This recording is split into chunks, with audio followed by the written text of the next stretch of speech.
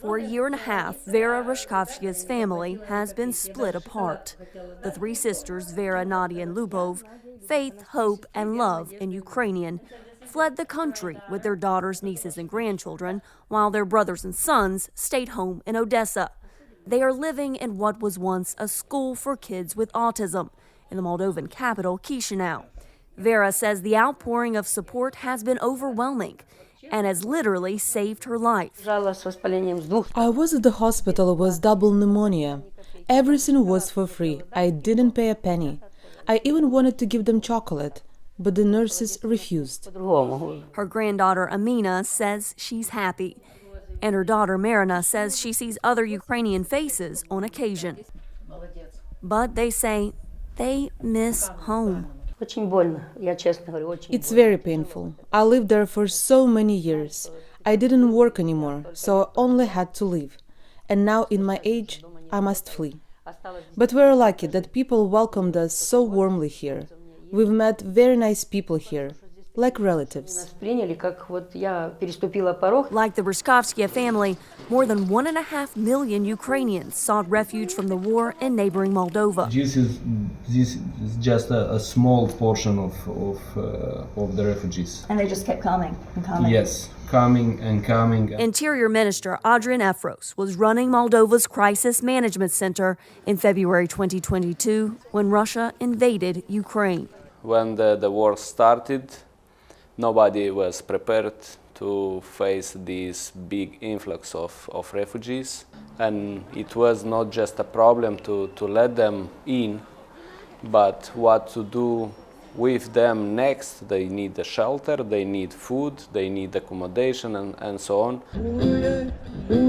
While the number of refugees entering Moldova has slowed since the war began, Efros says about 100,000 Ukrainian refugees still live in the country. That's nearly 5% of Moldova's total population. So the demand is still very high, and we have this pendular movement of refugees to European countries and back. Dozens of refugee centers popped up across Moldova as one of Europe's poorest nations absorbed what remains the continent's largest Ukrainian refugee population per capita. This center used to be a Moldovan film studio, and the nonprofit Moldova for Peace still uses the center to hand out essentials to Ukrainians. Refugees can come and take clothes. Tudor Arnott is one of the aid organization's members. So now people started to think that we don't have refugees in Moldova already. But this is a myth, because Ukrainian refugees were already integrated in the society, they already have jobs, they have apartments, so it's very hard to see a group of refugees. It's a Barbie trend. So. He says this warehouse was especially essential last winter for kids who needed warm clothes that fit them.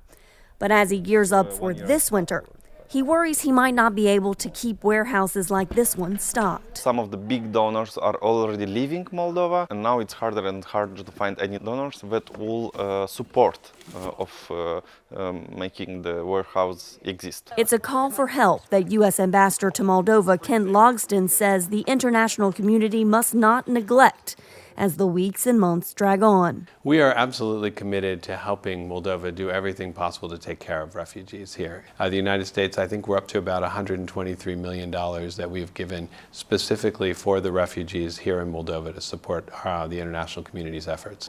The women and children at the Autism Center say they want to return to Ukraine when the war is over, so they will no longer need Moldova's generous help. But an end to the Russia-Ukraine conflict seems unlikely anytime soon. Carla Babb, VOA News, Chisinau, Moldova.